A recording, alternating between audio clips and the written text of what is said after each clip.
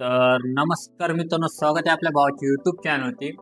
तर मित्रांनो, आपण मागच एक ट्युटोरियल अपलोड केलं इलेक्शनवर, तर आपले दुसरं ट्युटोरियल ठीक आहे. तर बाकी याची पीडी प्लस पीएलपी तुम्हाला नक्कीच प्रोव्हाइड केली, त्यामुळे व्हिडिओ शेवटपर्यंत बघा.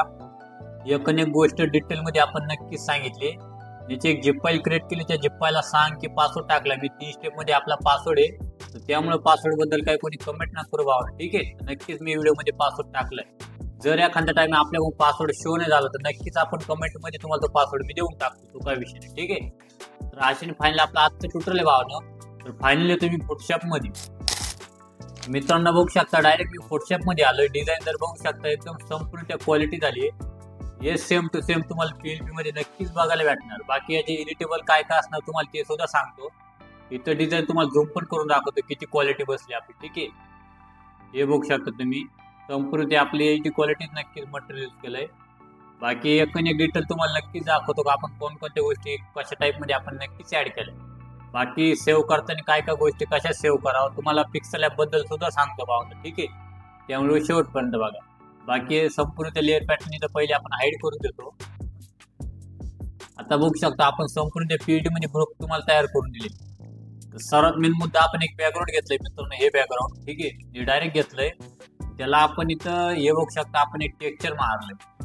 हे बघू शकतो वॉटर टेक्स्चर. पहिले बॅकग्राऊंड आपलं असं होतं नॉर्मली साधासत, तर त्याला आपण टेक्स्चर मारलंय. वरती आपण इथं सर्कल शेप यूज केलाय, ठीक आहे. त्याला कलर मध्ये येऊन ऑपेसिटी फुल ठेवली, जे आपलं ब्लेंडिंग वगैरे राहतंय, ठीक आहे. बाकी तो शेप इथूनच घेतला आपला फोटोशॉप डायरेक्ट, ठीक आहे. अशा पद्धतीने एकदा तुम्ही मला जर कमेंट केला भावना, नक्कीच मी पिक्सल लॅबवर सुद्धा आणणार आहे.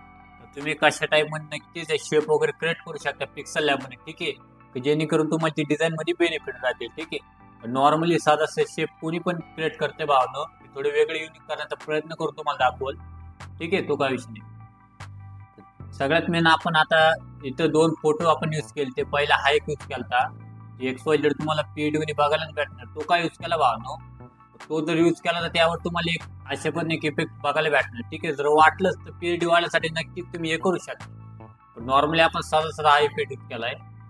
हा नॉर्मली फोटो घेतलाय, ठीक आहे. त्यावर आपण इथं अशा म्हणजे शेप यूज केलाय. बाकी जे नाव वगैरे संपूर्ण ते आपण ऍड करू. आता संपूर्ण आपण नाव सुद्धा ऍड करून घेतले भावना संपूर्ण. बाकी यात फक्त तुम्हाला 2 गोष्टी चेंज करायच्या आहेत. ते म्हणजे आपलं जे आपण नाव टाकले मैदानला, आणि हे कुठल्या प्रकारचे काय उभे वगैरे नाही भावनो, फक्त नॉर्मली आपण एक फोटो यूज चाललाय, नॉर्मल त्यांचं आपण घेतलंय, ठीक आहे. त्यामुळे संपूर्ण डेमोसाठी आपण ते उचललंय. तुम्हाला फक्त इथं समजा जे आपण XYZ आपण नाव यूज केलंय, पंचायत समिती गडचिरोली, ठीक आहे. तर अशा तुम्ही ते नाव नक्की चेंज करू शकता. बाकी जे आपलं जे आपण संपूर्ण इथं नाव टाकले ते सुद्धा तुम्ही नक्की चेंज करू शकता, ठीक आहे. बाकी इथं बघू शकता, इथं कलर लुकअप पण ऍड केला लास्टला. संपूर्ण ते आपण डिझाईन अशापणे क्रिएट केली भावना. आता त्यात तुम्हाला भरपूर जणांचा प्रश्न असा राहतो, सेव्हिंगला कसं सेव्हिंग करायचं, ठीक आहे. भरपूर जणांचे मला असे पण कमेंट आले. आता मित्रांनो, फाईल मध्ये येतो, एक्सपोर्ट मध्ये जातो, सेव्ह पर वेबला म्हणतो, ठीक आहे. आपलं फोटोशॉपचं नॉर्मल सेव्हिंग, ठीक आहे. आता इथं समजा आपण ओरिजिनल सिलेक्ट करतो, हे संपूर्ण ठीक आहे. ओरिजिनल सिलेक्ट केलं, बाकी जेपीजी फॉर्मॅट ठेवलाय नॉर्मल जो आपला असा राहतो. आता XYZ असे तुम्ही नक्की सेव्ह करू शकता फोटोशॉप मध्ये, ठीक आहे. आता इमेज मध्ये येतो, इमेज साईज मध्ये येतो. सर्वात मेन मुद्दा आपला हा पॅनल आहे भावा. आता आपण 8x10 डिझाईन प्रोव्हाइड केली, बाकी इंचेस मध्ये ठेवली. जर तुम्हाला कुठल्याही प्रकारची डिझाईन प्रिंटिंग मारायची असेल, किंवा पिक्सल लॅब वाल्यांसाठी सुद्धा प्रिंटिंग मारायची असेल, पिक्सल लॅब तर तुम्हाला सांगतो 2 मिनिटाचा भावा. बाकी फोटोशॉप वाल्यांसाठी सांगतो, 8x10 डिझाईन आपली जरी डिझाईन तुम्हाला प्रिंट मारेल, तर कमीत कमी रेझोल्यूशन 500च्या पुढे ठेवा भावना, जेणेकरून तुम्हाला तो बेनिफिट राहील, ठीक आहे. जर पीसी तुमचा कमी क्वालिटीचा असेल तर नक्की 300 सुद्धा ठेवा, तो काय प्रॉब्लेम नाही भावना. पण जर पीसी चांगल्या क्वालिटीचा असेल तर नक्की रेझोल्यूशन वाढवा, आणि भरपूर जणांना माहित नसतं, ठीक आहे. रेझोल्यूशन वाढल्याने तुमची क्वालिटी वाढणार आहे. जसं की ते 300 वाढून जरी इथं मी 800 टाकायला गेलो, किंवा 700 करतो एक पाहिजे, इथं प्रिव्ह्यूला सुद्धा बघू शकता आपली क्वालिटी किती झूम जाते, ठीक आहे. हे बघू शकता एक गोष्ट.